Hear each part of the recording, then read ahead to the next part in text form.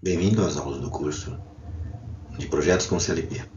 Essa é a quarta aula, Redes de Petri, ou, em inglês, PetriNets. Então, as redes de Petri foi originada a partir de uma dissertação de mestrado na Alemanha, em 1962, de Carl Adam Petri. Então, era uma ferramenta de modelagem gráfica e matemática aplicada a muitos sistemas, sendo uma ferramenta promissora para descrever e estudar informações processadas nos sistemas caracterizados como concorrentes, assíncronos, distribuídos, paralelos, não determinísticos e ou estocásticos. De uma forma geral, né, essa ferramenta, que é um grafo orientado, ela é bastante aplicada, né, em várias áreas, né? Por quê? Porque ela consegue descrever, né, diversas naturezas, por exemplo, sistemas elétricos, mecânicos, pneumáticos, hidráulicos, né, todos em uma rede só. Então ela é interessante por causa disso. Além de ter uma orientação matemática, né, um grafo orientado que tem fundamentação matemática, que permite que a gente possa fazer as validações, né, ou simulações para ver se o nosso modelo está correto. Aplicações de rede de pedra, então, como eu comentei, são inúmeras, né? Desde aplicações em sistemas de informação, né? Linguagem formal, programas lógicos, redes locais, né? As Local Areas Networks, sistemas legais, fatores humanos. Então tem uma vasta aplicação de rede de pedra que é encontrada na literatura. Então a gente tem aí um arcabouço de literatura que está tratando dessas aplicações, e aí a gente tem vários tipos de modelos que podem ser utilizados, né? E o modelo ele é universal, né? Pode ser utilizado por qualquer um, né? Para um determinado sistema ou ser adaptado, tá? Mas ele já tem uma modelagem de funcionamento aí e expressa isso através de redes de Petri. Então, as características da rede de Petri, tá? Que ela é um método abstrato. Então, como eu falei, eu posso representar aí vários tipos de sistemas diferentes. Então, tipo sistema elétrico, um sistema pneumático, hidráulico, pode ser tudo colocado dentro de uma mesma representação. Então é um modelo também rigorosamente formal, então ele tem uma consistência matemática, então isso vai permitir que a gente possa fazer simulações, né, com o modelo existente e possa também pedir fazer validações de sistemas. Então isso é muito importante por causa disso, por isso que ela foi escolhida.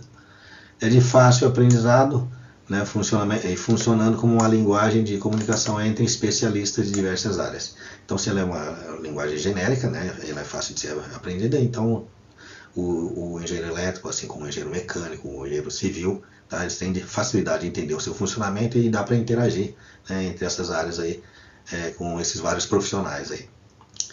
Representa paralelismo e sincronização, que é o que a gente deseja, né, para os controladores, né, e tem os aspectos estáticos, né, sem as simulações, por exemplo, validações, né, e os dinâmicos, né. Então a gente tem aí uns elementos que permitem que haja uma mudança de estado nessa rede, ou seja, tem uma dinâmica de funcionamento, né, que a gente pode aproveitar isso aí para poder fazer essas simulações e validações de sistemas. E é um método gráfico, né, e possui ferramentas, né, de edição, análise, né, que são free e comerciais, então disponíveis para todos. Então, uma rede de Petri é um grafo direcionado constituído de dois tipos de nós, né, chamado os de lugares e de transições. Tá? E são ligados por arcos, né, que liga um lugar para uma transição e uma transição para um lugar.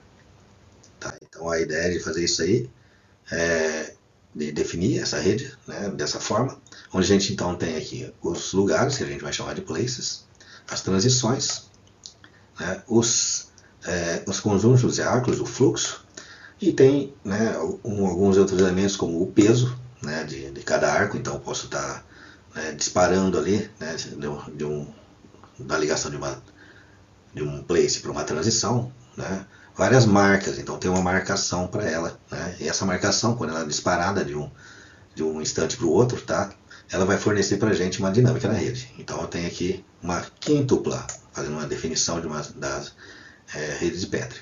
Né, uma das definições que a gente tem por aí, tá? Existem várias para ela. Então o P aqui, né, é um conjunto de lugares finitos. Então vou chamar de P1, P2 até Pn. T é o conjunto de transições finitas também, que vou chamar de T1 a T2, né, e assim por diante, as transições. O conjunto de fluxo, né, que tem os arcos que estão ligando dos P, né, dos places para as transições, e das transições para os places. Tá? Então é a relação de fluxo que eu tenho aí, e W, o peso que tem nos fluxos, e a marcação, e nesse caso aqui a marcação é M0, né, a marcação inicial, que são se os places estão com marcas ou não, né, que a gente chama também de tokens. Então está aqui o formato de uma rede pattern, né, onde eu tenho aqui uma transição, um place com uma marca, outra transição, place, transição, place, transição, e dá para ver que eu tenho aqui os arcos que estão fazendo a ligação, né? São arcos direcionados, então aqui eu tenho arcos direcionados, tá? Onde eu consigo então gerar, né, a dinâmica de disparo da rede, através do disparo das transições, para colocar as marcas ou mudar as marcas de lugar. Então nesse caso aqui, ó, num primeiro momento com essas marcações aqui, essa transição T1 aqui, né, por ter somente um fluxo, tá, habilitando o disparo dela, então se eu tiver marca nesse fluxo, ela vai tirar essa marca daqui e colocar essa marca para cá. Nesse caso aqui, ó, essa transição, né, que é a T4 aqui, ela tem essa marca aqui ligado com esse fluxo, esse arco aqui, e a única que está habilitando, né, o funcionamento. Se eu tiver a marca então nesse place P2, tá, ela também vai disparar e eu vou colocar uma marca aqui também.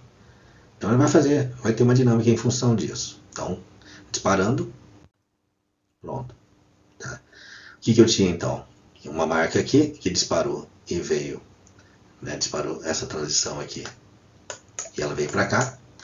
Uma marca que eu tinha aqui que disparou essa transição, ela veio para cá. E uma marca, e essa própria marca que disparou e veio para cá, ela também voltou para cá. Então eu fiquei em duas posições. Tá. Agora eu vou olhar qual transição que eu tenho habilitada ainda para disparo. Eu tenho essa transição habilitada porque eu só tenho esse único fluxo aqui para disparar. E ele tem tokens. Tenho essa transição habilitada também, porque agora eu tenho uma marca aqui e tenho uma aqui sobrando para fazer esse disparo. E são as duas que estão condicionando o disparo dessa transição, que é a transição T2. E aí eu recoloco a marca que está aqui. Então disparando, eu tenho então essa condição agora, sendo que quando eu disparei, eu mandei uma marca para lá, essa marca, e ela voltou para cá. Mandei uma para lá, e na hora que eu fiz, que aqui já tinha uma marca naquele momento anterior, tá? Ela veio e disparou e voltou para cá. E a que estava aqui, junto com uma outra que estava aqui, ó, vieram para cá. Então eu tenho essa nova situação de status do meu grafo aí, tá, com as marcas. Mesma coisa, eu posso então fazer aqui, a partir dela aqui, um modelo simples. Esse é o modelo da reação 2H2O. Então tá aqui a relação 2H2O. Então eu tenho aqui, vou ter duas moléculas de água aqui, tá, né, utilizando esses dois elementos de hidrogênio. Então, tem dois, né, dois hidrogênios e mais aqui 4 no final das contas, e aqui 2 de oxigênio. Então olha só. Então, aqui eu tenho 2 hidrogênios e 2 oxigênios, tá? Tenho duas marcas representando esses elementos aqui, para cada um desses places, tá? E aí, quando eu vou fazer o disparo dessa transição, ela está condicionado a um peso, que é aquele W que a gente viu na definição da quíntupla, né? Que a gente viu anteriormente. Então, eu preciso de duas marcas aqui, duas marcas, mais uma daqui, porque aqui quando a gente não tem nada escrito no arco, a gente subentende que é 1, tá? Para gerar duas moléculas aqui, então, de H2O. Então é isso que vai fazer quando disparar essa transição. Obviamente eu precisei só de uma aqui, né? Porque aqui tem o peso 1, esse arco. Então, o que aconteceu? Ainda sobrou aqui uma molécula, né, de O2, perdão. As redes de Petri, então, né, tiveram várias extensões, algumas delas do tipo temporizadas, né, outras estocásticas, né, e assim por diante. Então tem aqui as redes temporizadas, o que a gente chama de redes coloridas, estocásticas, transições, lugar-transição, redes lugar-transição, que é a definição daquela quíntupla que a gente teve agora e que a gente vai utilizar isso no nosso curso. As redes híbridas, redes interpretadas, que são próprias para definições de CLPs também, tá? De linguagem ladder, para trabalhar com a parte de controle, redes virtuais. E várias outras, tá? Várias outras extensões aí possíveis aí para serem utilizadas para cada tipo de sistema ou adaptadas para cada tipo de sistemas diferentes. Na análise da rede PET, então, a gente tem as análises comportamentais. A de desempenho, então, a gente vai analisar então aí o fator tempo. Então, são aquelas redes que a gente analisou anteriormente, por exemplo, as redes temporizadas. Tá? As lugares, as transições ou aos lugares. Tá? E eu vou ter vários métodos de análise possíveis para serem utilizados aí, tais como a árvore de alcançabilidade, a matriz de incidência, equações de estado, técnicas de redução ou decomposição. Então são várias maneiras já que são consolidadas para fazer essas análises e estão disponíveis na literatura.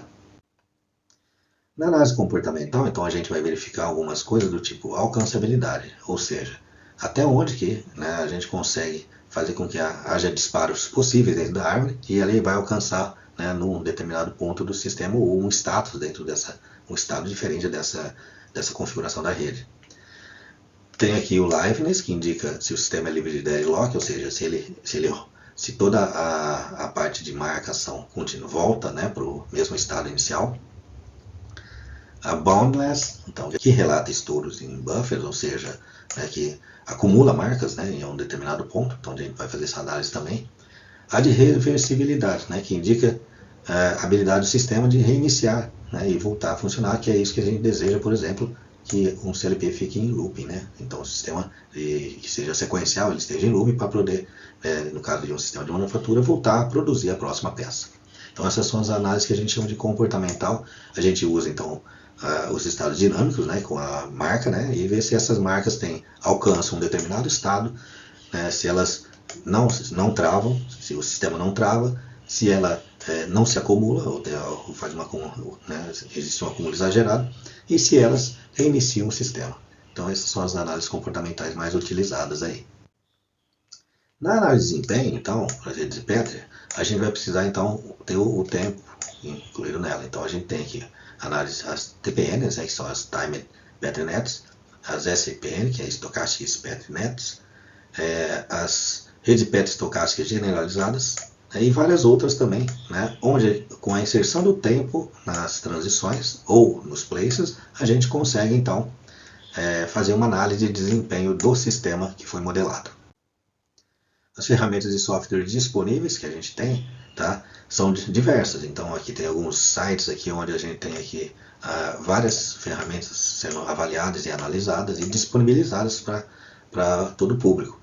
Tanto ferramentas que podem ser pagas, então ferramentas que a gente tem ali como que registrar e assinar, como ferramentas livres, então a gente tem vários tipos aí onde elas estão disponíveis e sendo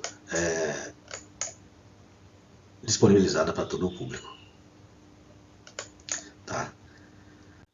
Então as redes de Petri que a gente vai utilizar tem aquela definição que a gente fez aqui no aquíntupla, então ela tem então os places, as transições, os arcos orientados, os pesos nos arcos e as marcações. Então essa vai ser a rede Petri que a gente vai utilizar, onde a gente vai fazer nos nossos modelos, agora também análises comportamentais e análises de desempenho, quando necessário também.